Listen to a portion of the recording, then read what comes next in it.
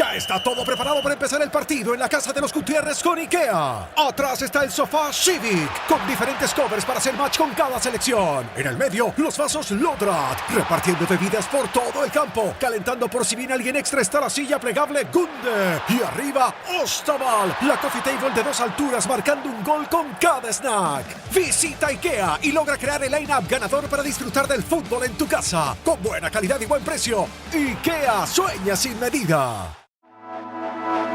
Ser podcast. Estás escuchando el Abierto de Hoy por Hoy. Cada día analizamos las noticias más relevantes de la actualidad, las claves políticas, económicas y sociales, con las voces de los protagonistas y los distintos puntos de vista de nuestros tertulianos. Tiempo para el análisis, tiempo para el abierto en esta mañana de jueves con el Papa ya volando hacia Canarias, donde va a tener ya los últimos actos y uno de ellos muy simbólico, que es esa visita al puerto de Arguineguín este mediodía. Ese puerto que había prometido, donde quería viajar también en su momento el Papa Francisco, pero va a ser el Papa León XIV quien va a pisar ese muelle que en su momento, nos recordaba antes Nico, fue bautizado por todo lo que pasó allí con ese hacinamiento de miles de migrantes. Se pasó a llamar el muelle de la vergüenza. Hablaremos de ello, hablaremos también de las novedades judiciales que hay en este caso que afectan al caso del expresidente del gobierno, José Luis Rodríguez Zapatero, pero antes, lo primero, saludar a los analistas de esta mañana. Javier Aroca, ¿qué tal? Muy buenos días. Hola, buenos días. Cristina de la Hoz, muy buenos días. Hola, ¿qué tal? Buenos días. Y Nacho Corredor, muy buenos días. Buen día. Les decía que primero de todo les vamos a contar lo que ha pasado en estas últimas horas, porque ayer casi abríamos de la misma manera, que era con las novedades en la guerra de Oriente Próximo, porque se habían intensificado los bombardeos y sobre todo el fuego cruzado entre Estados Unidos y Teherán. Ayer pasó a ser un episodio así aislado, pero esta vez parece que el grado de gravedad de lo que ha pasado esta noche es superior. Ha sido una nueva madrugada de ataques de Estados Unidos contra Irán. Washington dice que son bombardeos lanzados en legítima defensa, pero que dejan entrever otra realidad, y es la impaciencia de Donald Trump, que ve como la posibilidad de un acuerdo a corto plazo se aleja cada día un poco más. Pablo Morán, buenos días. Hola Ángels, buenos días. Los ataques de Estados Unidos, que han terminado alrededor de las 3 de la madrugada, hora peninsular, por eso decía que hemos estado pendientes a lo largo de toda la madrugada, han tenido la respuesta de Teherán, que ha anunciado el cierre total del estrecho de Hormuz. El régimen de los ayatolás ha atacado también bases de Estados Unidos en Kuwait, en Bahrein y en Jordania, y ahora Trump amenaza con intensificar los bombardeos si Irán no se sienta a negociar. Claro, después de repetir 37 veces en los últimos meses y semanas que el acuerdo con Irán es inminente, Trump opta ahora por más ataques como medida de presión. Ataques por segundo día consecutivo contra enclaves militares y sistemas de comunicación iraníes en el entorno del estrecho de Hormuz. Son los ataques que Trump anticipó ayer, pues nada más levantarse. Ataques en represalia por lo que Teherán estaba prolongando las negociaciones para la reapertura del estrecho de Hormuz. El jefe del Pentágono le puso voz poco después. Irán tiene la oportunidad de alcanzar un buen acuerdo, pero si quiere negociar con bombas, negociaremos con bombas. Esto refuerza nuestra posición diplomática, defendía Pete Hegseth. Pero Teherán mantiene el pulso. Tú lo decías, ha respondido con ataques a las bases norteamericanas en la región y ha anunciado el cierre total del estrecho de Hormuz, que no es muy diferente a como lo está ahora, pero lo que quiere decir Irán es que hoy estamos más lejos de un acuerdo que facilite la reapertura de ese paso marítimo, con las consecuencias económicas que eso puede tener, aunque a Trump eso pues no parece importarle. Dice que ama las cifras de la inflación en Estados Unidos, las últimas, que repuntan en mayo, repuntaron por encima del 4%, y eso se traduce en más descontento entre los estadounidenses por el elevado coste de la vida y con las elecciones de medio mandato a la vuelta del próximo verano. Pablo, gracias. A ti, Ángel. Hasta gracias. luego. Aroca, tiene prisa Donald Trump por llegar a un acuerdo, pero tiene prisa y tiene problemas. Uno de ellos es Benjamin Netanyahu, que sigue con sus ataques al Líbano, que es una de las líneas rojas que ha marcado Teherán, y después está el tema del programa nuclear, donde no hay acuerdo de momento y donde unos y otros dicen que es exigencia para poder llegar a este acuerdo. Bueno, yo creo que si se hace una una visión panóptica general de todo el escenario, a mí por lo menos lo que me queda todavía más claro ahora y por los antecedentes y por lo que haya de venir, que el problema es Israel. El problema es siempre Israel. O sea, no... Incluso esta última escalada tiene su origen en el empecinamiento de Israel en seguir bombardeando Líbano y seguir anexionándose territorio del Líbano ante la pasividad y la ignorancia generalizada de las llamadas democracias occidentales. Por tanto, ese es el meollo del asunto, y lo que está demostrando el señor Trump no es que no pueda con Irán, que por cierto ya dijo recién que había acabado con las capacidades militares de Irán. Otra vez se ha demostrado que era mentira, sino que el verdadero problema de Trump es su ineficacia y su debilidad frente al poder sionista a lo largo del mundo, que no solamente es Netanyahu, es el gran poder que tiene el sionismo en el propio seno de los Estados Unidos. Mientras que no se acabe el problema de Israel, que es el problema de los palestinos, yo no auguro ninguna estabilidad ni pronta ni lejana para todo lo que hemos venido y convenido en llamar el Oriente Medio. Del problema de todo el sionismo dice Aroca, pero una cosa es cierta, no es solo el problema de Netanyahu, pero es sobre todo el problema de Netanyahu que a Trump, Cristina, se le ha escapado de las manos ya completamente. Fíjate, yo no sé si es verdad que hay un enfrentamiento o es pura escenificación. Hemos conocido, han trascendido conversaciones que han mantenido. Sí, que la llamaba puto loco. Que la ha llamado puto loco. Pero me gustaría también conocer el tono y el ¿sabes? Y el contexto, ¿no? Porque o se le ha escapado de control Netanyahu o es pura escenificación entre ambos. Yo, sinceramente, ahora tengo serias dudas y siempre se ha sabido que a este conflicto Netanyahu arrastró a Trump, y que si bien Trump yo creo que en un principio no tenía un plan, Netanyahu sí lo tenía. Y lo sigue poniendo en la práctica, ¿no? Lo hizo primero sobre Gaza y luego sobre el Líbano, y sobre la imposibilidad, efectivamente, de las actuaciones sobre el Líbano de alcanzar un alto el fuego con Irán. Y yo tengo serias dudas, sinceramente, de saber si esto es un enfrentamiento real por primera vez entre Estados Unidos e Israel, que nunca se ha producido, que siempre han sido aliados preferentes, en mayor o menor medida, más críticos o menos críticos, pero nunca ha habido una ruptura entre ambos países. Ha sido el gran valedor Estados Unidos de Israel. Si esto es real o está en manos de Netanyahu, o es una actuación hasta coordinada, llego a pensarlo. Nacho. Sí, en el mundo hay gente loca con poder, pero todavía hay más gente fanatizada con poder, ¿no? Y probablemente es el caso de Benjamín Netanyahu. Aquí el tema es que en estos momentos Irán tiene menos incentivos para acabar con la situación actual que Estados Unidos, ¿no? Y se ha descubierto una cosa que ya queda para siempre en el orden internacional. Todo el mundo asumía que Irán tenía la capacidad de paralizar y condicionar el comercio internacional por su control del estrecho de Hormuz.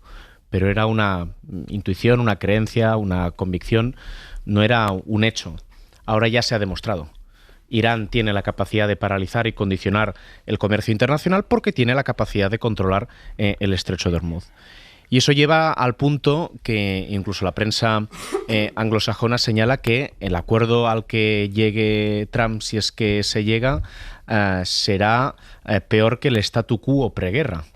Y eso probablemente también fuerza al propio Donald Trump a tener que sobreactuar a cómo se produce ese acuerdo, por evitar una lógica de humillación interna en un país, el suyo, Estados Unidos, ante el que se presentó a las elecciones diciendo que con su gobierno no iban a intervenir en más conflictos internacionales y que claramente, ya sea por la elevada influencia de Israel en la política nacional estadounidense, ya sea por otras cuestiones, no está siendo así.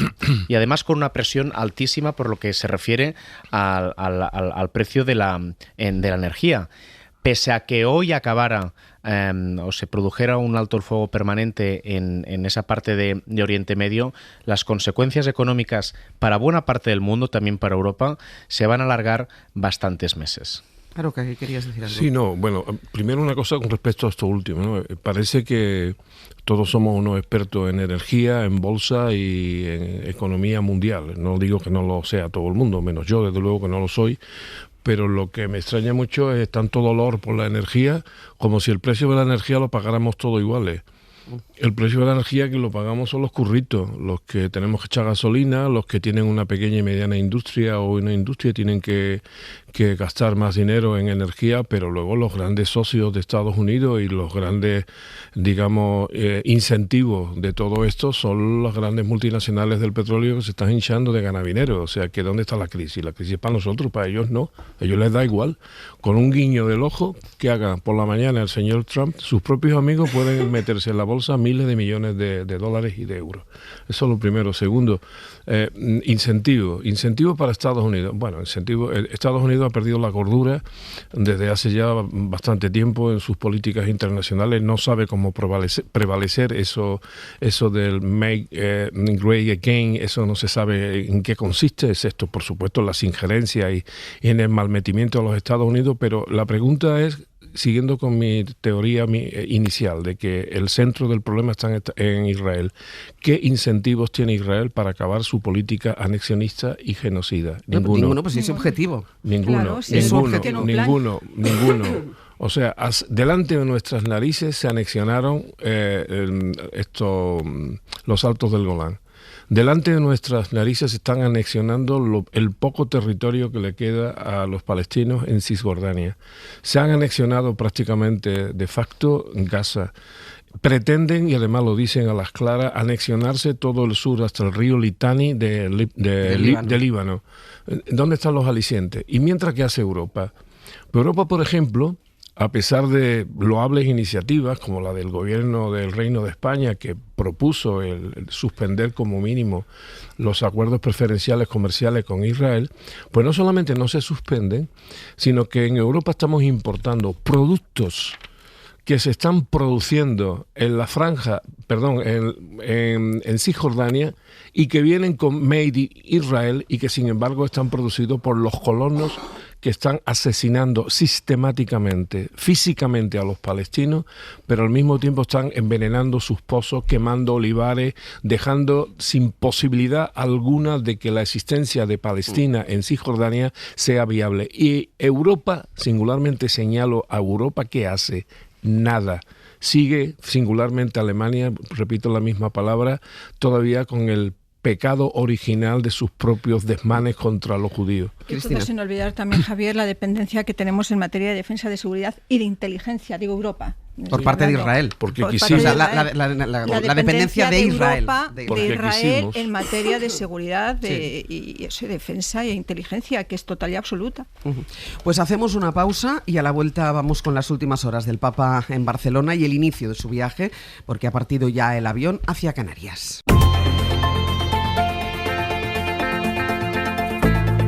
El Abierto. Ser podcast.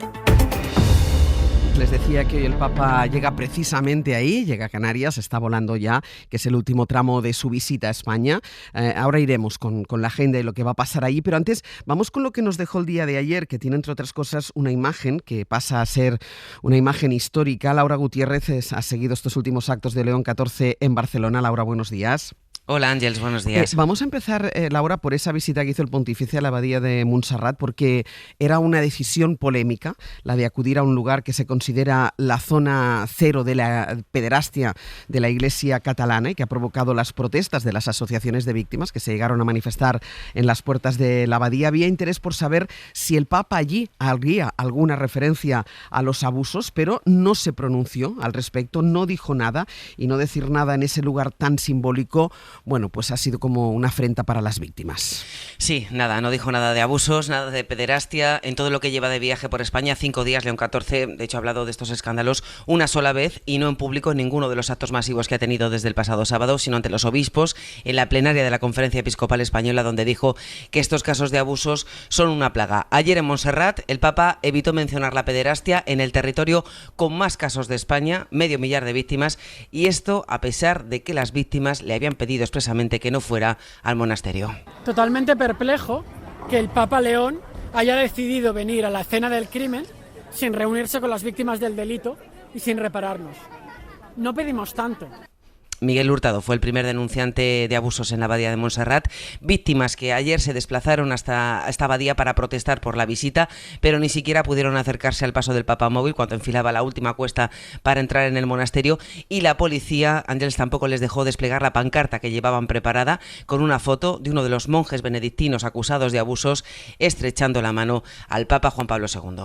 Y luego, Laura, está esa imagen que hoy es portada en toda la prensa y que seguro va a durar muchos años en las retinas de quienes la han visto en directo y quien lo ha visto diferido y a través de la televisión también, porque es espectacular. Uno de esos vídeos que se van a reproducir a lo largo del tiempo, y es el acto de inauguración de la Torre de Jesús de la Sagrada Familia.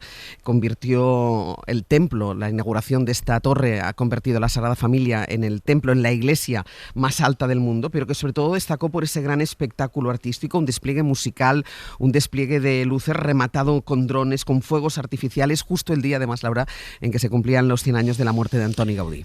Sí, fue muy impactante ese momento de inauguración de la Torre de Jesús, que convierte a la Sagrada Familia, como decías, en el templo más alto del mundo, 172 metros y medio de altura.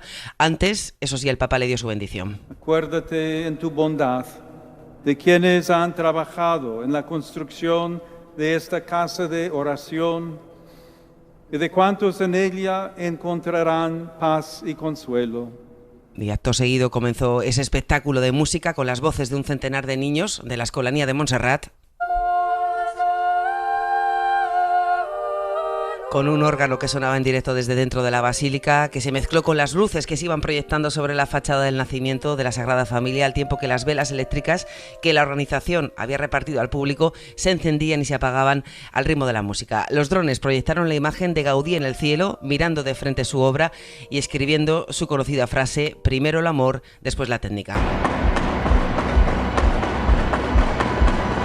Todo esto se coronó con un espectáculo pirotécnico ante la atenta mirada del Papa, de los reyes que lo acompañaban en ese momento y del presidente del gobierno, Pedro Sánchez, que ayer asistió a su primera misa desde que está en Moncloa. Más de 100.000 personas fuera seguían el acto, 9.000 en el interior de la basílica.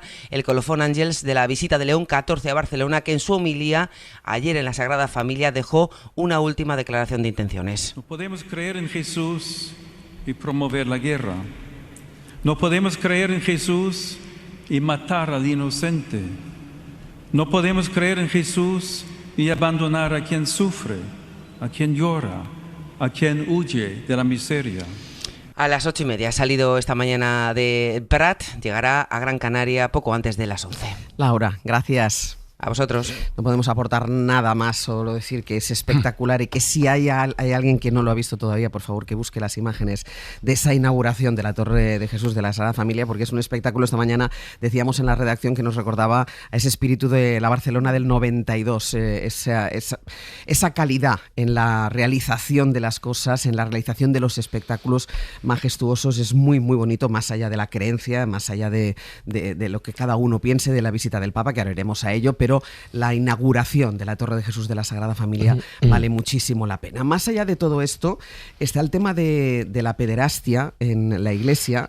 Ayer tenía una prueba de fuego, que es lo que las víctimas en Cataluña consideran una afrenta, que es la visita a la abadía de Montserrat, que, insistimos, es el epicentro de la pederastia en la Iglesia en Cataluña, como recordaba ahora Laura, la comunidad con más afectados por los abusos en la Iglesia, sin que otra vez, Nacho, el Papa pronunciara nada ni dijera nada sobre los abusos en la Iglesia. Habló una sola vez y fue ante los obispos, cuando esto no es un problema de la religión, sino es un problema de la sociedad, es un problema civil. Sí, es evidente que hay un problema sin resolver ahí dentro, y que además si se ha visibilizado es en gran medida por las investigaciones que han hecho periódicos como el diario El País en los últimos años.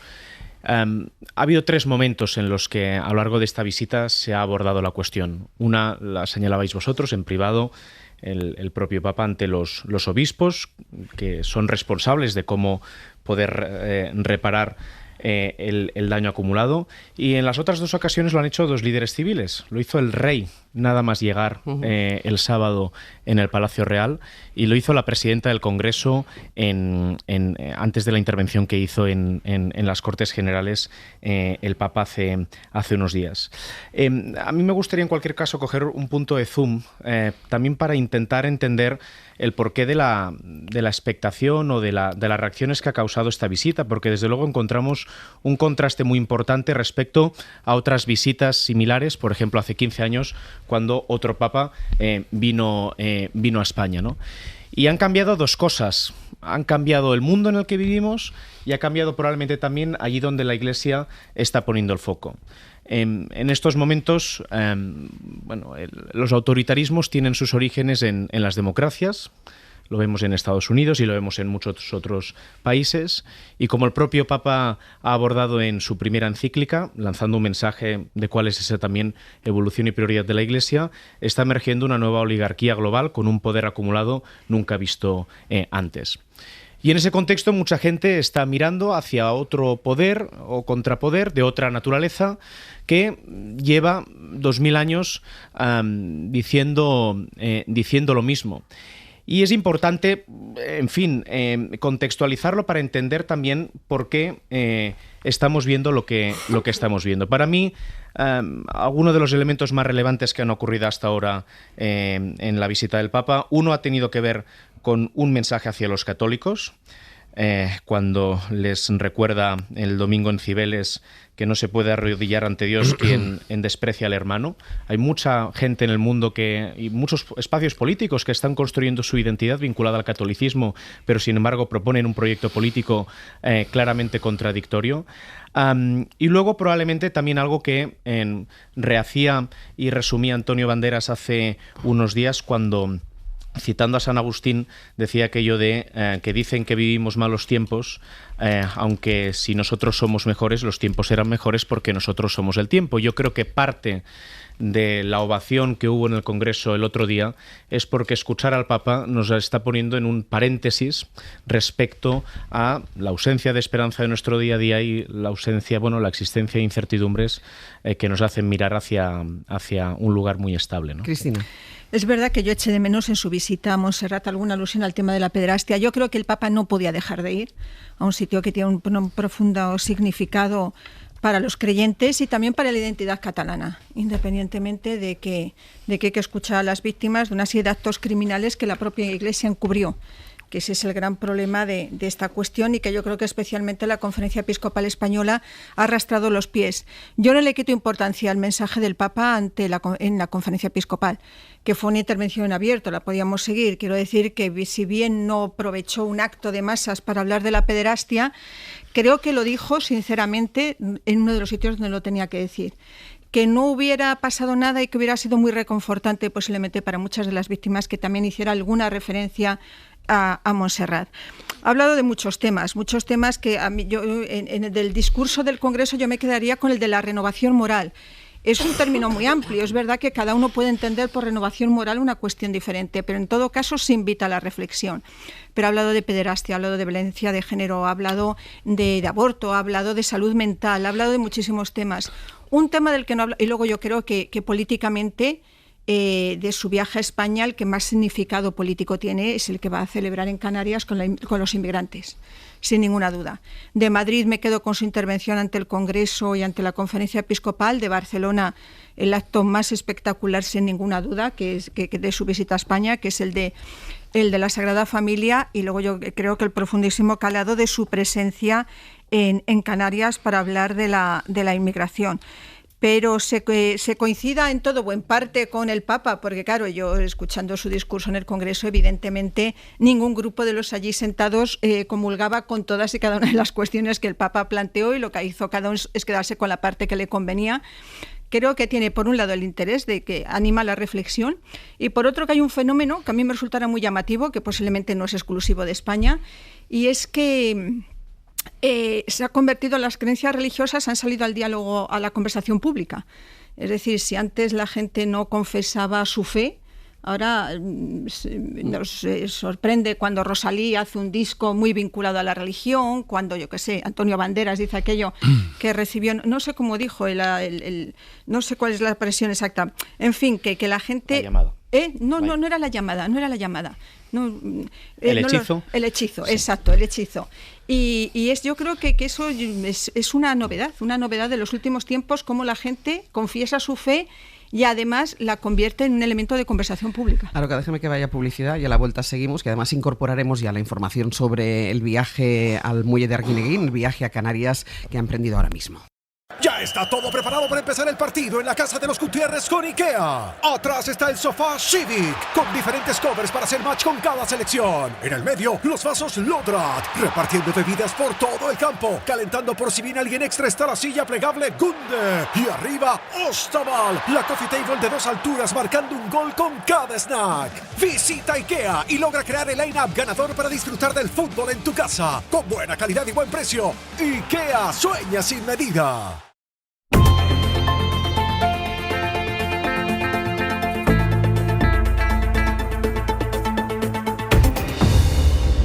Abierto de Javier Aroca, Cristina de la Hoz y Nacho Corredor. Vamos a continuar con el análisis de lo que está dejando, los mensajes que está dejando la visita del Papa a España, pero antes voy a incorporar lo que va a pasar en las próximas horas, que es esa visita a Canarias, primera isla, a Gran Canaria, primera isla que va a visitar, porque también irá después a Tenerife, y eso recoge la idea de su antecesor, de Francisco, que recordemos quería viajar a Canarias por ser una de las principales rutas migratorias del mundo. Nicolás Castellano, buenos días. ¿Qué tal? Buenos días. Y ahora la idea de León XIV es aprovechar este espacio, el puerto de Arguineguín, al sur de Gran Canaria, para lanzar de nuevo uno de los mensajes que más ha repetido durante su estancia aquí en España, que es ese combate que ha encabezado contra la prioridad nacional en su discurso en el Congreso y en defensa de las personas migrantes. Sí, como decía Francisco, se había comprometido con el presidente del Gobierno de Canarias, con Fernando Clavijo, a visitar las islas. Tenía especial interés en visitar El Hierro porque precisamente el jefe de protocolo del Vaticano procede de la isla del Meridiano. Finalmente ha sido León XIV el que va a escenificar esa imagen tan significativa en el muelle de Arguineguín, y como dices, es una de las imágenes con más mensaje político de toda su gira por España. Frente al racismo de la derecha y la ultraderecha y a la vulneración de los derechos de los migrantes, busca resignificar ese muelle de Arguineguín que hace 6 años se bautizó como el muelle de la vergüenza. Hoy, en ese escenario instalado en la dársena, se lee el lema del muelle de la esperanza. Allí escuchará a 2 jóvenes que sobrevivieron a la que es una de las rutas más mortíferas del mundo, y también a 2 abogados que denunciaron uno de los peores episodios de nuestra frontera sur. Uno de ellos es Daniel Arencibia. Creo que es importante que el Papa haya elegido venir al muelle de Arguineguín, porque es el sitio donde ocurrió lo peor, donde más personas, delante de ministros, delante de comisarios europeos, miles de personas sufrieron delitos y sufrieron un trato absolutamente degradante, durmiendo entre ratas en el suelo durante meses. Este abogado de la Pastoral de Migraciones recuerda la falta de asistencia jurídica, la detención ilegal, niños y niñas que en algunos casos estuvieron 2 meses como animales sobre el suelo de un muelle donde se llegaron a hacinar a la vez 2.600 personas. Para que nos hagamos una idea, Ángels, hoy el acto del Papa tiene un aforo limitado en ese muelle de 2.000 personas porque se supone que no caben más. Entonces eran 2.600 durmiendo sobre el asfalto de la dársena porque el gobierno lo decidió así. Hoy, por cierto, el presidente del gobierno visita por primera vez Arguineguín. Y además esta visita coincide con unos datos bajos de llegadas de migrantes a Canarias. Sí, esta parada del Papa coincide con uno de los años con menos llegadas de migrantes, no solo a Canarias, sino a las costas españolas. Ahora mismo estamos por detrás de Grecia y de Italia. Ahora mismo en España hay aproximadamente 10.200 rescatados frente a los 13.000 de Grecia o los 12.000 de Italia. En el caso de Canarias, este 2026 son 3.200 los rescatados. Es uno de los años con menos rescates de la última década, un 70% menos, 8.000 migrantes menos rescatados que a estas alturas del 25. La visita del Papa también coincide hoy, Arguineguín, Ángel, con la publicación del informe anual de ACNUR, que sitúa en 118 millones el número de personas obligadas hoy a vivir fuera de sus hogares. Es la primera vez que baja en la última década, pero tiene truco, porque de los 14 millones que han regresado a sus casas, muchos lo han hecho obligados, como les ha pasado a los afganos desde Irán o Pakistán. Lo explica Paula Barrachina, portavoz de ACNUR en España. Más de 14 millones de personas desplazadas pudieron regresar a sus hogares en 2025, una de las cifras más altas registradas, pero aquí sí que hay que puntualizar que muchas volvieron de forma forzada. Se refiere sobre todo a los afganos. Además de las migraciones forzosas, Ángel, la otra pata de los discursos del Papa en España sobre los migrantes tiene que ver con sus derechos y coincide con la regularización de inmigrantes puesta en marcha por este gobierno, una medida contracorriente de la tendencia internacional. La última cifra fueron 552.000 los solicitantes de esa regularización. Termina el 30 de junio, pero fuentes ministeriales nos dicen que la cifra va a crecer mucho. Nico, gracias. Hasta luego. Una visita cargada de simbolismo al muelle de Arguineguín en Gran Canaria, y así, Aroca, relanzamos el tema que teníamos sobre la mesa, que es el tema del análisis de los mensajes. Decíamos prácticamente sin mención al tema de los abusos, solo esa mención en la conferencia episcopal, es decir, rodeado de obispos, y en cambio sí haciendo mucho énfasis en todos y cada uno de sus discursos con el tema de la migración. No, yo sobre las virtudes de la visita apostólica, y señalo de apostólica del Papa a España, me remito a lo que acaba de decir Nico Castellano, que yo añadiría también su defensa insobornable de la paz y su posición en contra de la guerra, en contradicción con lo que está defendiendo tanto la extrema derecha como la derecha en España, por ejemplo, ¿no? Pero bueno, para contar mi parecer general sobre este gran, en mi opinión, esta gran ceremonial de la hipocresía en la que está consistiendo esta visita, me remitiré a una anécdota que me contó una vez mi amigo José Luis Ortiz de Lanzagorta, experto en el cardenal Segura, un cardenal integrista que aterrizó en Sevilla en pleno franquismo. Reunió al Consejo de Cofradía y les echó una bronca enorme porque dijo que cómo que los sevillanos sacaban a Jesús con una cruz de carey cuando había muerto en una cruz de palo. Entonces se levantó uno de los hermanos mayores, cuyo nombre no sé, y le dijo: también Jesús entró en Jerusalén un borriquillo y usted acaba de venir un Mercedes. Y con eso se acabó la disputa entre el cardenal y los hermanos de Sevilla, que son muy potentes y saben muy bien el Evangelio, y saben muy bien de las contradicciones de la Iglesia Católica. Cuento esto porque evidentemente estamos ante un fenómeno de religión espectáculo. Yo no creo que estemos ante un proceso de conversión a la fe católica multitudinario y de escala mundial. Yo creo que no, que esto es tan espectáculo como Bad Bunny o como otro cualquiera. Es un espectáculo y que además muy bien atresado, por ejemplo, como tú has dicho antes, con la visita a la Sagrada Familia. No sé si es catedral o no. Bueno, pero el meollo del asunto, ¿cuál es? La visita de Montserrat. Y es que los curas no se pisan la sotana, iba a decir la toga. También vale. Los curas no se pisan la sotana. ¿Pero por qué no se la pisan? ¿Por qué no pronuncia esas palabras malditas el Papa de Roma? Pues porque en el fondo los curas no consideran que la pederastia sea un delito. Ellos piensan que es un pecado. Y como es un pecado, pues se confiesan entre ellos. Yo soy un sacerdote, llamo a otro sacerdote, me confieso y ya se acabó el problema. Yo ya voy al cielo. Pero le voy a dar una mala noticia. Y le voy a decir los requisitos de la confesión, que es el dolor de los pecados, el propósito de enmienda, decir los pecados al confesor y cumplir la penitencia. Pero además de esos elementos fundamentales que hay que cumplir y que yo creo que no se cumplen ahora mismo, si es que se están confesando entre ellos, hay un apartado bien estudiado de la confesión que dice que la confesión tiene que ser completa y total. Es decir, que si un cura no se confiesa con otro cura y se declara dolido y arrepentido y con contrición perfecta y no cuenta la totalidad de su pecado, no se salva. Por tanto, yo le digo al Santo Padre y a todos sus feligreses, van a ir al infierno. A lo mejor no entran en la cárcel. Porque el Estado es muy débil frente a la Iglesia. Por cierto, señor Pedro Sánchez, que sé que usted nos escucha, si no le ha valido todo lo que dice la gente y las encuestas para revisar los acuerdos con la Santa Sede, estudie usted con su equipo a ver si merece la pena no estudiarlo. Y desde luego, ya le digo, no irán a la cárcel por la debilidad y por la sumisión de la sociedad civil a los poderes eclesiásticos, pero todos los pederastas van a ir al puto infierno. Cristina. A mí no me da igual que vayan al infierno. Yo lo que quiero es que comparezcan ante la justicia. Yo creo que eso es que paguen por lo que han hecho. Que paguen por lo que han hecho.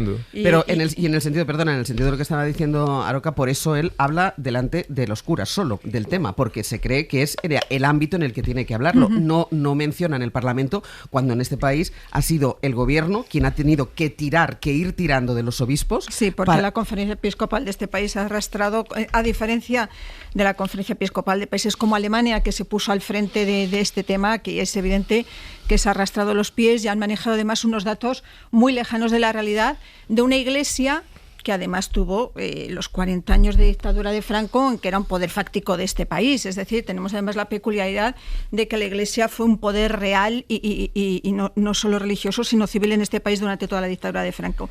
Dicho esto, Arguineguín, yo creo que esta es la visita con mayor calado político, pero yo creo que emplaza al PP, a Vox, pero también emplaza al Gobierno, porque la política migratoria del Gobierno, hasta la decisión de la regularización extraordinaria de 500.000 personas, no ha sido muy diferente a la política migratoria que han tenido los gobiernos anteriores.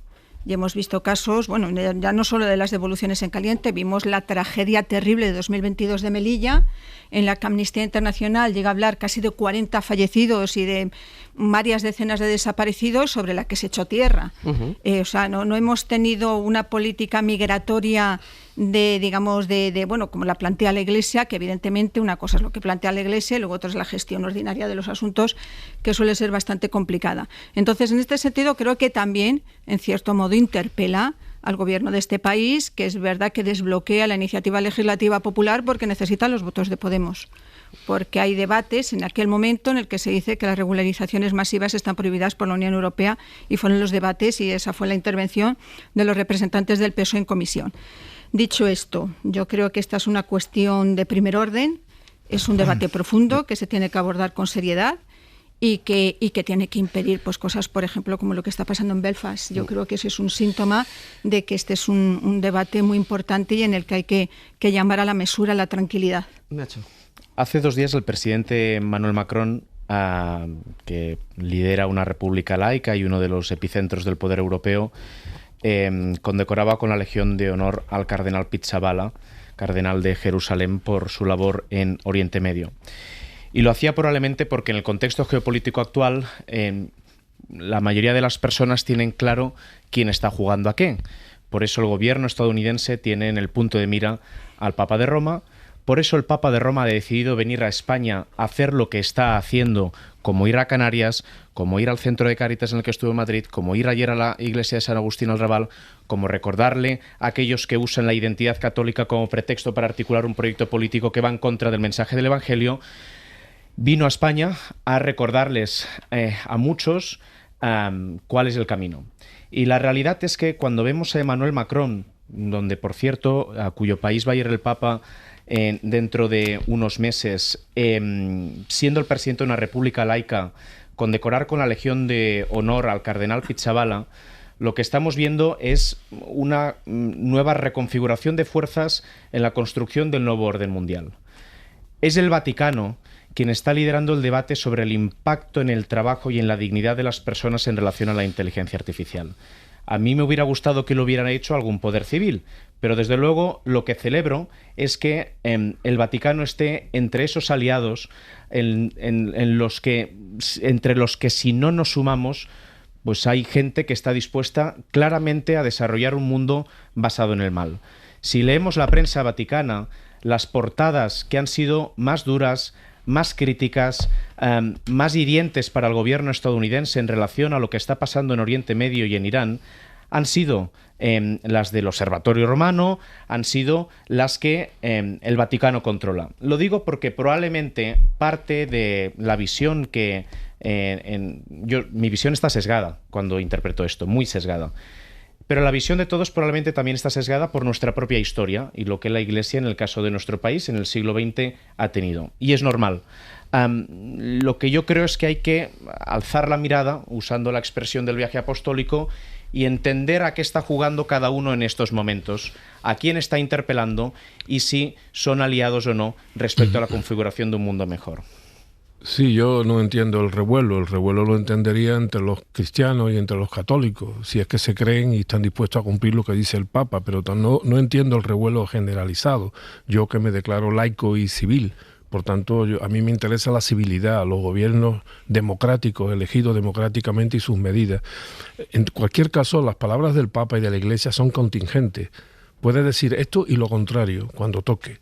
Voy a recordar, ya que se ha referido ante Cristina, al nacionalcatolicismo, que inmediatamente que terminó la guerra civil hubo un radiomensaje del Observatore que se llamaba Con inmenso gozo.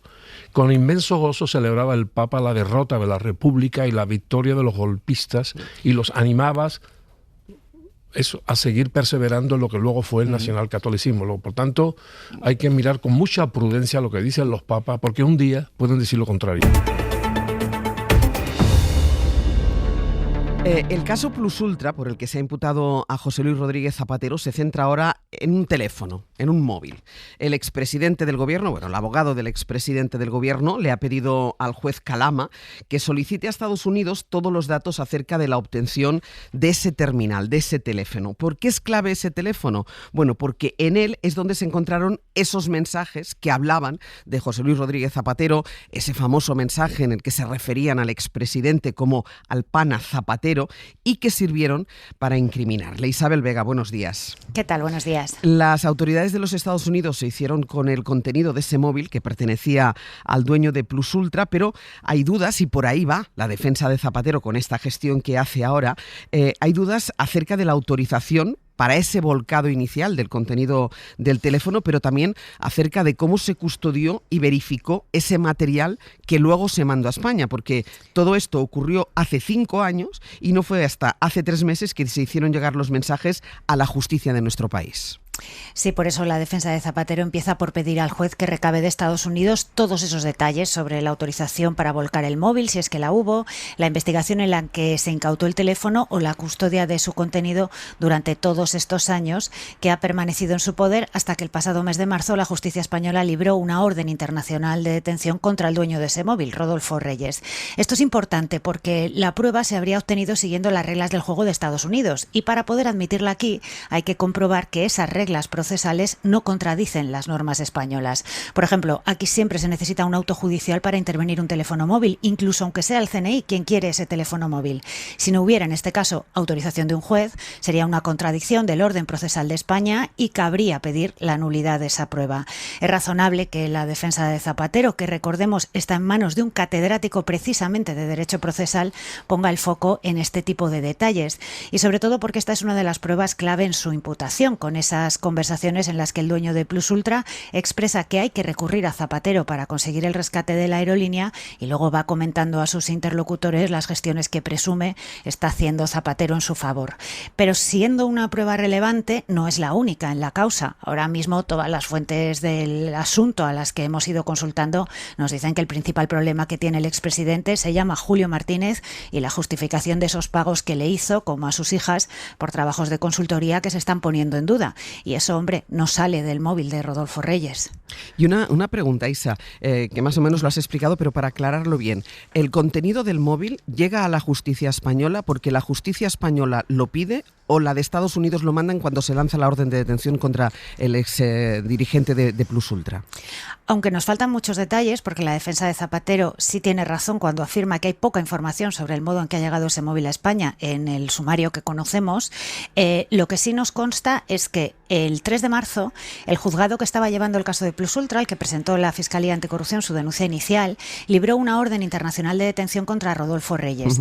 Y fue justo días después cuando las autoridades estadounidenses comunicaron a la policía española que tenían ese teléfono. Podemos presumir que Estados Unidos se entera de que estamos investigando a Rodolfo Reyes y hace la de no os puedo entregar a esta persona, pero le tenemos encartado, está metido en una causa y en su día le incautamos el móvil y puede ser de interés. Pero todo eso debe quedar plasmado para que las defensas tengan acceso al recorrido completo que ha seguido ese terminal. Sí había ya antes unas conversaciones de Rodolfo Reyes en la causa, porque se incautaron a un abogado que está señalado en la investigación y que fue detenido detenido el pasado mes de diciembre. En sus discos duros aparecieron intercambios con Rodolfo Reyes, pero en ese momento lo que se sospechaba es que la trama estaba buscando la influencia de Ábalos, no así la de Zapatero.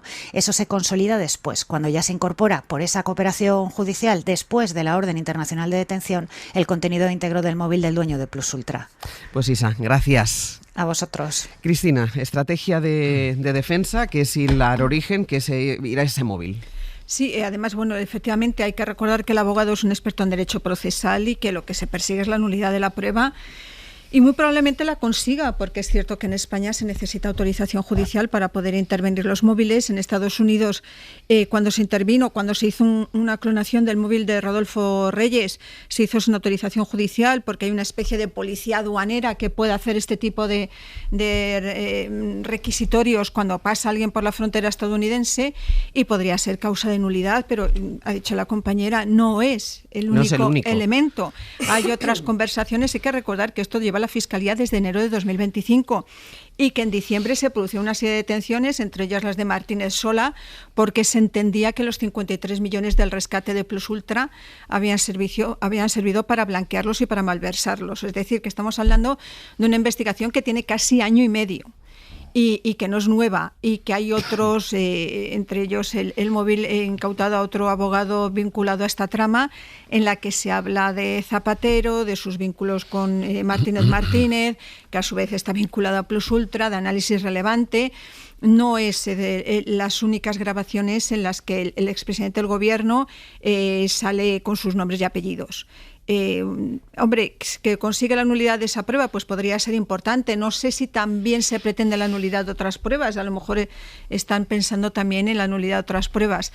Lo veremos en cuanto comparezca Zapatero, que ya quedan pocos días para su comparecencia. La semana que viene, creo que miércoles y jueves, ¿no? Los 2 días se han determinado para su comparecencia. Y yo no descartaría que la prueba estadounidense, sobre la que se han lanzado muchísimas sospechas de una mano negra de la administración Trump contra Zapatero, posiblemente se anule, pero eso no termina con la causa contra el expresidente, ni mucho menos. Claro. Hombre, la nulidad de la prueba, si es que se produce, no es cosa menor. Porque no solamente es una estrategia defensiva del gran jurista Víctor Moreno Catena, sino que es ni más ni menos de poner sobre la mesa los principios constitutivos y fundamentales de nuestra propia Constitución, que establece infinidad de garantías a la hora de que seamos juzgados y que podamos ser condenados. O sea, que no es solamente la nulidad en un caso muy concreto, sino es simplemente defender todo el armamento y toda la estructura y los cimientos de nuestra Constitución y de su derecho derivado. Las consecuencias de la nulidad ya las veremos, pero probablemente con la nulidad de la prueba caiga la nulidad de otras partes muy importantes de todo lo que se está haciendo. Y yo creo que es muy relevante porque lo contrario sería una sumisión jurídica y procesal del derecho español a Estados Unidos. O sea, estaríamos ante una especie de nueva justicia colonial. O sea, ya no solamente dependemos militarmente, políticamente, tal cual, sino que incluso judicialmente nuestra justicia estaría en manos de procesos proactivos por parte de la justicia norteamericana. Ya sabemos cómo funciona la justicia norteamericana, en unos casos bien, en otros regular, pero ellos suelen arreglarlo con una película de Hollywood. Es decir, ellos cometen cualquier cosa, después nos cuentan una película de Hollywood, la vemos todo encantado, decimos, oye, qué bonitos son los Estados Unidos, qué bien resuelven estas cosas, pero luego no es cierto. Lo cierto es que a través de distintos procedimientos, la Administración de Estados Unidos, concretamente la Administración de Seguridad Nacional, la Home Security, está interviniendo en cada vez que quiere y como le parece en distintos procedimientos, en distintos procesos políticos en toda Hispanoamérica, y ahora parece que alarga el brazo también a Europa. Bueno, es verdad que lo que se cuenta, como ha dicho Cristina, pues parece que se averiguan o se sospechan distintos delitos. Se sospechan presuntos delitos, pero el que haya presuntos delitos en torno a Zapatero no significa que Zapatero sea el delincuente, que es como alegremente se ha tirado todo el mundo a la piscina en este país en una interpretación bastante curiosa del derecho procesal español y del valor de los sumarios y del valor de los informes policiales. Nacho. Sí, yo coincido en gran medida con lo que apunta Javier. Yo creo que lo que tiene que ver con esta cuestión tiene dos dimensiones. Una estrictamente jurídica, que es muy relevante, y otra estrictamente política, que también lo es, y se cruzan entre ellas, ¿no? Desde la perspectiva jurídica hay dos planos. El procesal, si se han cumplido las garantías o no para iniciar una investigación, imputar unos delitos, es parte del fundamento de lo que explica que seamos una democracia liberal, representativa, llamémosla como queramos. Otro sería penal, lo que pasa que si las garantías no se han cumplido, pues difícilmente lo sabremos, que es si hubo o no delitos, pero son cuestiones de orden distinto. Y desde luego hay una cuestión política y geopolítica relevante. Una la señalaba Javier sobre en qué medida cabe interpretar que el hecho de que se obtuvieran unas pruebas y se tardara 5 años en enviarlas en un contexto de animadversión del gobierno estadounidense hacia el español, se ha podido utilizar una investigación para en este contexto. Y luego hay otra geopolítica también, que es la que tendremos que resolver, porque el presidente Zapatero, muchos esperamos esa declaración de estos días, no tanto deberá comparecer ante la justicia, sino también ante el conjunto de la ciudadanía española, ¿no? Y la geopolítica es si es conveniente o no, qué consecuencias tiene que un ex primer ministro de la Unión Europea trabaje para China. Y son cuestiones de naturaleza absolutamente distintas. Obviamente, lo más grave tiene que ver en función de dónde ponga el acento cada uno, tendrá que ver con el asunto penal, con el asunto procesal, con la reacción de Estados Unidos en un contexto donde el gobierno de España le está haciendo frente, o con un debate digamos, derivado, pero igualmente trascendente, yo diría que incluso de orden moral, sobre las relaciones entre un ex primer ministro de un país de la Unión Europea y de la OTAN con un país como China, y lo que desearíamos es que cuanto antes tuviéramos claridad que nos pudiera ayudar a tener un diagnóstico más preciso, ¿no? Bueno, yo tengo cuidado, yo no digo que los demás, yo tengo cuidado primero en que los procesos no sean prospectivos, no sea una fishing expedition, es decir, vamos a por todo, a ver lo que sale, echamos la red, tiramos, ahí salen los inmaduros, las especies protegidas, ahí sale todo, incluso una rueda de bicicleta que había en el fondo del mar y una lavadora estropeada, todo sale para adelante. Yo tendría mucho cuidado con eso, y después tendría mucho cuidado con las causas generales políticas, porque hablas de China, ¿no? De China. ¿Y con Schröder qué hacemos? Es que el debate me parece exactamente el mismo. Bueno, un ex primer ministro de la Unión Europea y de la OTAN no puede trabajar para Rusia y para China. Sí, no, porque en mi orden moral, bueno, pero es discutible. Es tu orden, mira, yo lo único que digo es que no hay conmoción publicada, al menos, no sé si interna, la hubo en su momento, con el papel de Schröder, líder de la socialdemocracia alemana, y por cierto, protagonista de las grandes coaliciones esa que tanto predica el social felipismo y que ha conducido a la socialdemocracia alemana a donde está. Sí, pero vuelvo a insistir, no tiene nada yo que ver tendría esto. Interés como ciudadano de este país de saber a través de la justicia cuál ha sido la conducta, si es que se llega a ello, en este caso con consecuencias penales del presidente Zapatero. Lo moral lo dejo para otro territorio, si queréis el territorio papal. A ver si un papa puede tener tanto oro en una caja fuerte. Porque tú has dicho que has hablado de Schröder y ahí has expresado una posición moral, y también podemos hablar de otros ex primeros ministros europeos. Yo no he emitido ningún juicio. Era una pregunta retórica. No era una pregunta retórica, era una afirmación real, no retórica. Ajá. Porque tú has dicho que hay una relación con China, y yo digo que Schröder, líder de la socialdemocracia alemana, una relación real y remunerada. ¿Te parece bien o mal lo de Schröder?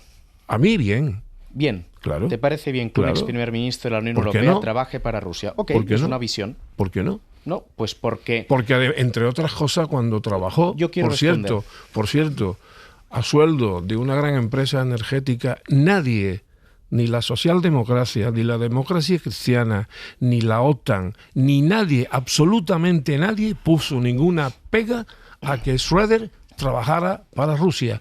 Sí, Ponen la pega cuando se desencadena otra serie de inconvenientes. Con la guerra de Ucrania. Exactamente. Con la guerra de Ucrania. Pero mientras tanto, todos callados, ¿Quieres responder como a esto? jefas del prostíbulo. Sí, breve, muy breve. Bueno, es que yo creo que Occidente es un constructo cultural, político, histórico que comparte determinados intereses compartidos. Y creo que no es lo mismo trabajar para un fondo de inversión estadounidense por parte de un ex primer ministro de la Unión Europea que trabajar para un fondo de inversión chino. Pero es una posición subjetiva. En el caso de Schröder es un apestado político en su país. Y sobre todo después de lo de Ucrania. Pero antes también. O sea, no sé cómo queda en la memoria colectiva Schröder concretamente por la decisión que tomó como ex primer ministro. Y no tiene nada que ver con su posición política previa, porque de la misma manera que en la relación de un ex primer ministro de la Unión Europea con China no tiene que ver con que sea más izquierdista en la política interior o menos izquierdista, la posición de Schröder en relación a Rusia no tiene que ver con que apoye una gran coalición. Lo vaya a tener muy difícil de contar. Cristina. El comparar a Zapatero con Schröder. No, has preguntado tú por Schröder. Cristina. O sea, yo no he hablado de Schröder. Has puesto tú sobre la mesa y me has preguntado que qué pienso de Schröder. Tú has señalado el diablo chino y yo he señalado el diablo ruso. ¿Queréis dejar hablar a Cristina, por favor? No, yo quería decir que en el caso de Zapatero no hay ninguna red que se echa y a ver qué se pesca. La investigación arranca porque hay investigación en Francia y en Suiza sobre el tema de blanqueo de capitales por parte de autoridades venezolanas. Partiendo, o sea, que dinero procedente de la petrolera estatal y de los bancos de alimentos. Y al final, a través de allí se llega a Plus Ultra, y es cuando entra la Fiscalía Anticorrupción española, ¿no? Entra el rescate a Plus Ultra. Quiero decir que esta no es una investigación que se abre específica para Zapatero, en absoluto, sino que tiene un recorrido que viene de otros 2 países europeos.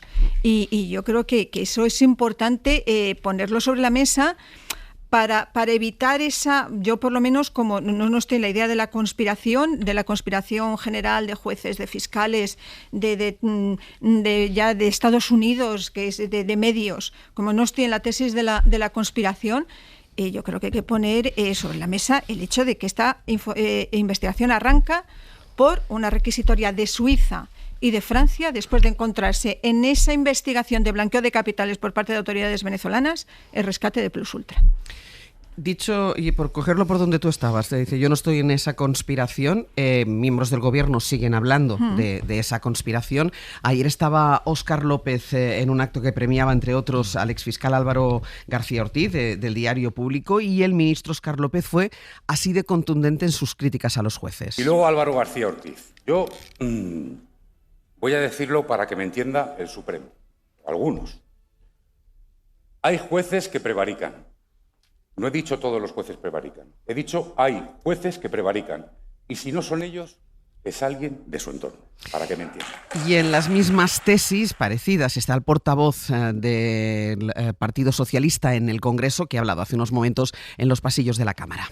Son palabras de Óscar López, pero yo creo que hay hechos que demuestran que se han abierto causas con recortes de periódico, que ha habido distintas velocidades de atender ciertos procesos judiciales, que ha habido sentencias incomprensibles, y con esos hechos cada uno que juzgue. Con esos hechos hay jueces que hacen cosas contra el gobierno. Cristina. Voy a reivindicar los recortes de periódico, porque muchos de los casos de corrupción de este país se han destapado gracias a los recortes de periódico. Entonces, yo como periodista, pues también tengo que reivindicar que efectivamente que el periodismo de este país ha sacado a la luz temas gravísimos. Entonces, sí, se puede iniciar una investigación con recortes de periódico. ¿Por qué no? Las prisas, siempre que sean ciertos. Siempre que sean siempre ciertos, que la información sea veraz. Siempre que la información sea veraz. Los grandes casos de corrupción de este país que se conocieron por recortes de periódico. Respecto a las prisas, bueno, pues no sé si Patxi López ignora que las cuestiones en el Tribunal Supremo tienen otra agilidad. Tranquilidad, que ya en la Audiencia Nacional las cosas irán para años. Si creen que es mejor que una causa, que a mí me parece tremendo, dure su instrucción 10, 12 años, pues ahora lo vamos a tener. Y sobre la conspiración, estamos hablando de jueces y fiscales de la Audiencia Nacional, del Supremo, de audiencias provinciales, de jueces de primera instancia. Madre mía, qué conspiración más grande, sinceramente. Yo creo que los dos hacen una cosa, que es que no hacen una...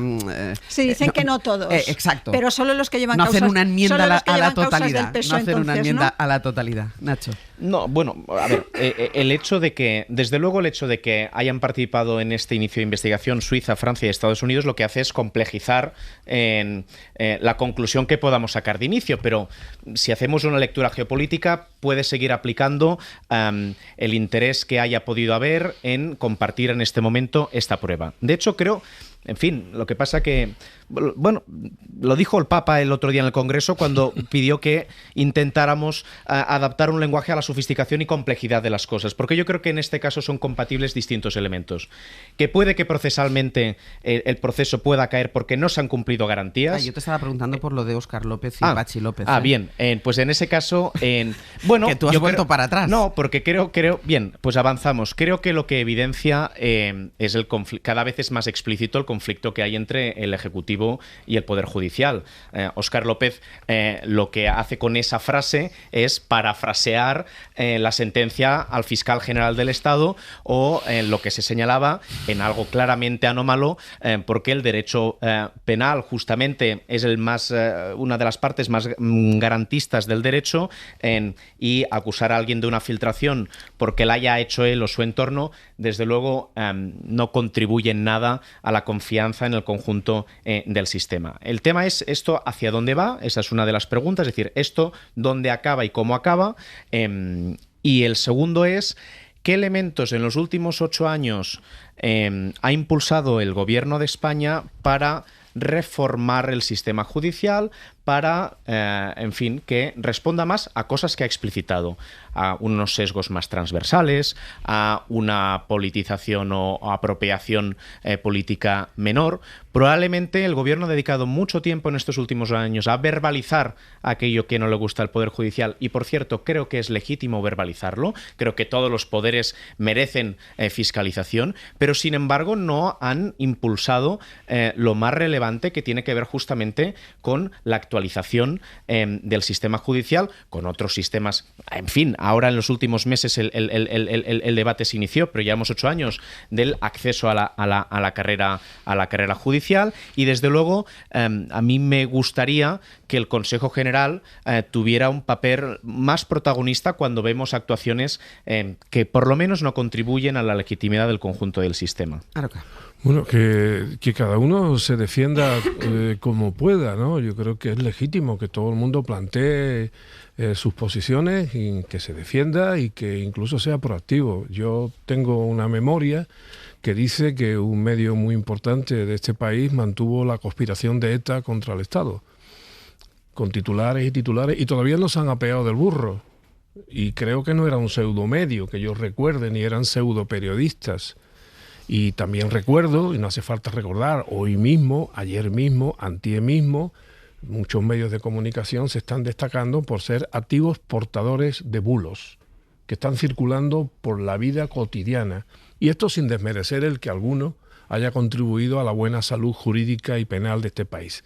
Pero las cosas como son. Y en segundo lugar, yo creo que independientemente de la torpeza y de los tropezones del Partido Socialista, yo creo que sería bueno, empezando por el Consejo General del Poder Judicial, defender que los poderes se pueden criticar entre sí y que todos podemos criticar a los 3 poderes del Estado. Y además teniendo en cuenta que mientras que el Poder Ejecutivo y el Poder Legislativo están sometidos al escrutinio de los electores en elecciones democráticas y libres, sin embargo el Poder Judicial no lo elige nadie, y que por tanto la única crítica que tenemos en democracia es ejercer precisamente nuestro derecho a discrepar. Y voy a decir una cosa, por si me están escuchando algunos, que me estarán escuchando mucho. Cuando el legislador introduce en el Código Penal el delito de prevaricación judicial, o cuando introduce el de retardo malicioso, no está diciendo que todos los jueces retarden maliciosamente sus decisiones. Habla el Código Penal de jueces, magistrados y secretarios judiciales. Cuando habla de prevaricación judicial no quiere decir y esté criticando a que todos los jueces prevariquen, pero cuando el legislador prevé estas dos circunstancias es porque se pueden producir. Y si se pueden producir, o hay amenaza de que se produzcan, los demócratas tenemos todo el derecho de advertir que una democracia sana no funciona con jueces prevaricadores, presuntamente, ni con jueces que dilaten de manera maliciosa los procesos en razón de no se sabe qué intereses. Yo creo que en las oposiciones de los jueces también está el estudio del Código Penal y concretamente del título que se refiere a los delitos cometidos contra la administración de justicia.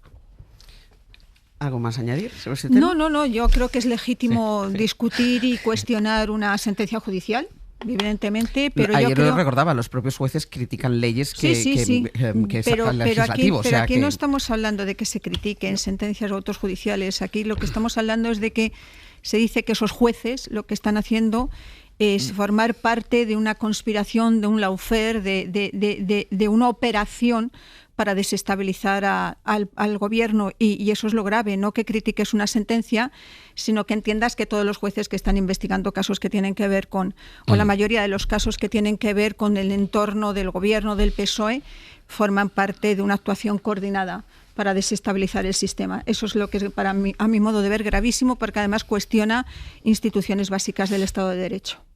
Del mismo modo que yo jamás me hubiera acudido, defiendo de ninguna de las maneras esto de que tenemos un gobierno ilegítimo o ocupa, en absoluto, porque además no lo es y porque eso cuestiona un elemento fundamental de nuestra democracia, que es el Ejecutivo. Tampoco creo que lo que se persigue es crear una profundísima desconfianza hacia uno de los poderes del Estado. Un minuto entre los dos. Pues muy rápido. O sea, yo creo que habría que añadir distintos elementos que se han puesto encima de la mesa cuando se señala que el Poder Judicial es un poder criticable y fiscalizable, faltaría más. Y yo creo que en ocasiones se intenta, se ha señalado incluso por parte del Consejo General del Poder Judicial que no cabe crítica. Lo que yo también creo es que es bueno que el Poder Judicial no critique al Legislativo al Ejecutivo y el Ejecutivo no centre sus críticas en el Judicial. Quien tiene que hacerlo, en cualquier caso, es el Legislativo o el conjunto de la ciudadanía.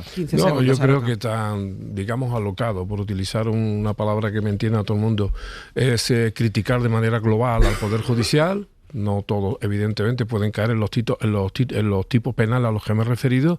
Igual de alocado es pensar que en la agenda de una señora puede estar una conspiración desestabilizadora de los poderes del Estado. Es decir, que una señora particular, por lo que escriba en una agenda, está ni más ni menos que desestabilizando los poderes del Estado y el Poder Judicial. Me parece que los análisis, unos y otros, son extremadamente ligeros. Sobre la agenda de esta señora, que es el caso Leire, ayer estuvo presente en la sesión de control al Gobierno, Julia Molina. Buenos días. ¿Qué tal, Ángels? Buenos días. Porque en Génova están utilizando las novedades judiciales que aparecen, las más recientes sobre el caso Leire, sin temor al contragolpe de los socialistas, que les recuerdan los casos de corrupción durante la etapa de Mariano Rajoy.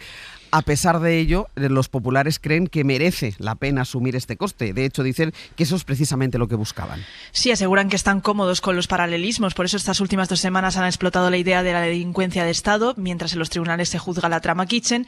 Y por eso ayer Feijóo sacó a relucir las siglas P.S. a riesgo de que ocurriese lo que ocurrió, que Sánchez se la devolviese acudiendo a M. Rajoy. Señor P.S. Si lo sabía todo, tendrá que dimitir por corrupción. Y si no lo sabía, tendrá que dimitir por incompetente. Si quiere jugar a las siglas, pregunte primero quién es M. Rajoy. En el PP sostienen que esta era la respuesta que buscaban porque encuentran positivo que Sánchez se compare con Rajoy, un presidente que ellos mismos recuerdan cayó por la corrupción. Si quiere medirse con esto, nos parece perfecto, señalan fuentes populares que no temen estar reavivando la corrupción de su propio partido. Están convencidos de que el votante distingue entre el PP de Rajoy y el de Feijóo. Ellos llevan varios meses estableciendo esta distancia, repitiendo una y otra vez que este no es el PP de la Gürtel o de la Kitchen, aunque Feijóo ya estaba en primera línea política en la etapa anterior del PP, era uno de sus varones. Y a pesar de que no ha habido una ruptura real con Rajoy, el expresidente ha estado muy presente en todo tipo de actos electorales y del partido estos años, y el ejemplo lo veremos hoy mismo, porque Rajoy acude a la toma de posesión del presidente de Castilla y León, de Alfonso Fernández Mañueco. Julia, gracias. A vosotros. Ya Ya está todo preparado para empezar el partido en la casa de los Gutiérrez con IKEA. Atrás está el sofá Civic, con diferentes covers para hacer match con cada selección. En el medio, los vasos Lodrat, repartiendo bebidas por todo el campo. Calentando por si viene alguien extra está la silla plegable Gunde. Y arriba, Ostaval, la coffee table de 2 alturas marcando un gol con cada snack. Visita IKEA y logra crear el line-up ganador para disfrutar del fútbol en tu casa. Con buena calidad y buen precio. IKEA sueña sin medida. El Abierto. Te extraño más que nunca y no sé qué hacer. Ser Podcast. Despierto y te recuerdo al amanecer.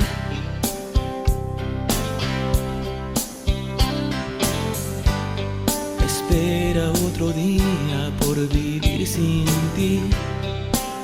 El espejo no miente, me veo tan diferente. Me haces falta tú. Pues vamos a ir terminando este abierto. Sergio Castro, buenos días. ¿Qué tal? Ana Usle, muy buenos días. Hola, ¿qué Vamos tal? a contar a los oyentes qué es lo que vamos a hacer a partir de ahora. Pues mira, a partir de ahora en el Ministerio de Ciencia y Tecnología vamos a hablar de un señor del que ya hablamos muchísimo, Elon Musk. Ah, no me digas. Que mira, de lo que queda de aquí al final del avance va a ganar $2 millones. Vale. Va a muy bien. $1.000.000 por minuto, es el hombre más Más rico o menos ya lo que de gana la Nacho historia Corredor, ¿eh? del Sí. mundo. Y mañana duda. sale a bolsa su empresa, SpaceX. Y vamos a hablar también de un señor del que sabemos muy poco, que es el científico español Pablo Jarillo Herrero, que trabaja en el MIT y que acaba de ganar el premio Kavli de nanociencia porque tiene en su haber un descubrimiento, el descubrimiento de un material que podría sustituir al silicio. O sea, que está en la antesala del Nobel de Física y de una revolución tecnológica internacional. Pasadas las 10:30 vas a tener suerte, no vas a estar en este estudio, sino en un bello paraje gallego, al lado de un río que desemboca, el único, por cierto, que desemboca en una cascada.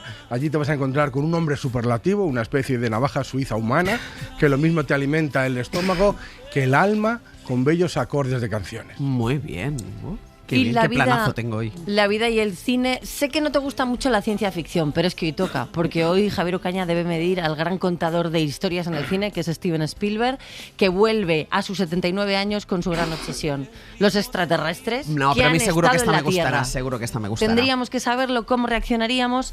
Trae también Pioneras y Eleonora Duse, cine para todo el mundo. Y cerramos con Ainhoa Aguirregoitia. Hoy las comidas de verano que se comen para soportar el calor fuera de nuestro país. También en nuestro país, pero también fuera. Vale, pues hoy comidas de verano con Ainhoa.